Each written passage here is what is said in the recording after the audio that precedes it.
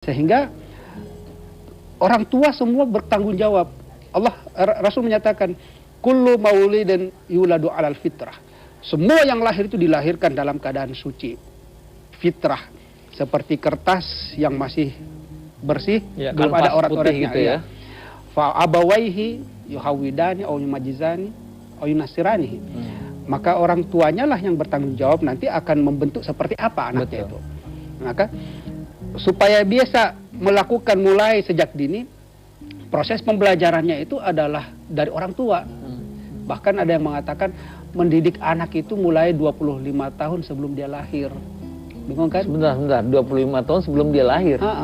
Belum ketemu dong sama berarti mulai dari diri kita sendiri gitu.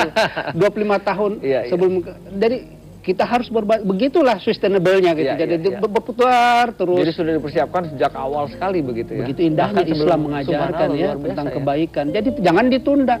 Jangan ditunggu sampai ntar gilirannya nanti ada deh.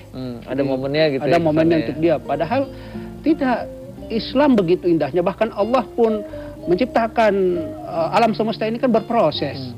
Visitati ayamin gitu kan, berproses, bertahap-tahap ya. Supaya kita juga bisa belajar bahwa inilah yang diajarkan oleh Allah, tuntunan Allah, pedoman tentang menjalani tugas kita sebagai khalifatun fil ar gitu, untuk menata dan mengelola alam semesta ini.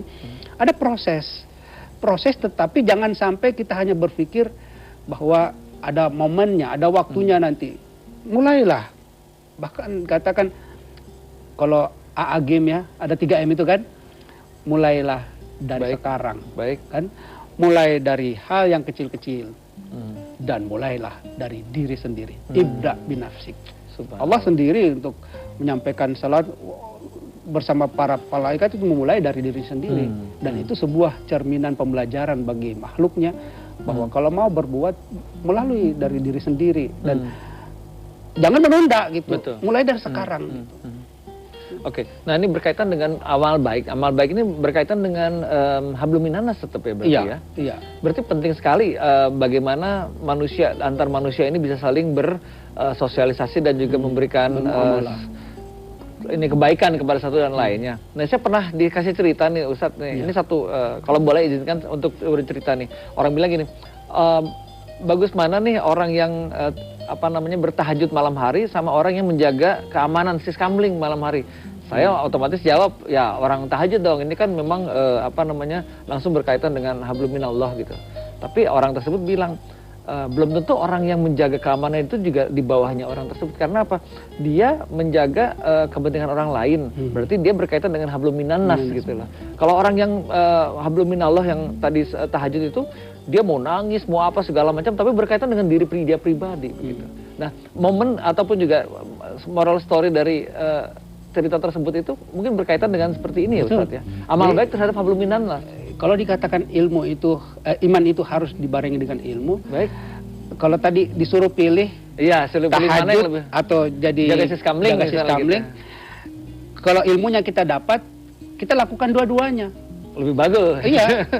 Orang yang punya pengetahuan tentu mengatur strateginya, tidak menunda-nunda. Tidak bisa memilih. Dia cinta kepada Allah dan dia cinta kepada manusia begitu. Makhluk Allah. Betul. Dan Allah dan Rasul menyatakan cintailah yang ada di bumi maka engkau dicintai yang ada di langit. Betul. Oh, subhanallah. Irhamu man fil ardi yarhamka man fis sama. Kalau kamu cintai yang ada di bumi, kamu dicintai yang ada di langit. Nah, sehingga dengan demikian kita mulai melakukan siskamling, tetapi kan ada waktunya nanti untuk kita lakukan untuk Allah. Ya. Gitu.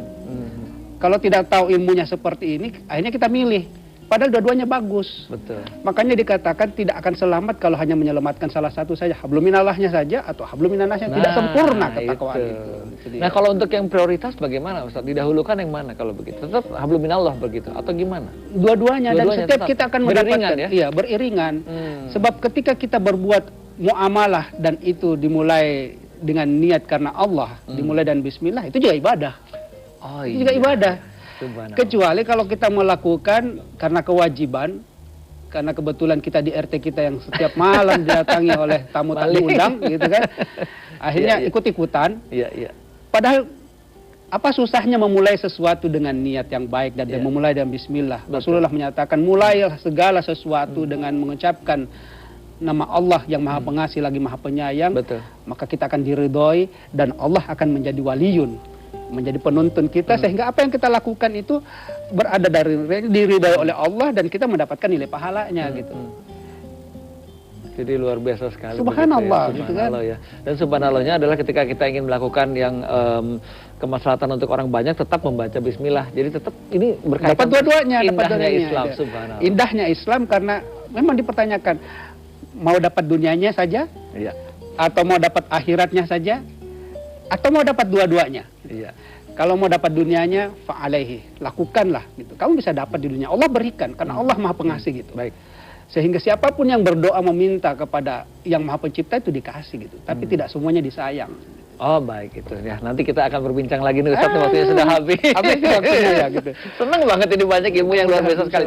Saya pribadi mendapatkan banyak sekali ilmu pada pagi hari ini ya. Baik Ustaz, nanti salam untuk keluarga ya. Nanti kita Salam akan juga berjalan-jalan kembali ya. Maliki di apa? Marikidi. Ya pemirsa, demikian jumpa kita kali ini. Tadi topiknya adalah jangan menunda amal baik. Insya Allah apa yang sudah disampaikan oleh Ustaz tadi bisa meningkatkan iman Islam kita kepada Allah Subhanahu wa Ta'ala. Kita akan pamit dulu.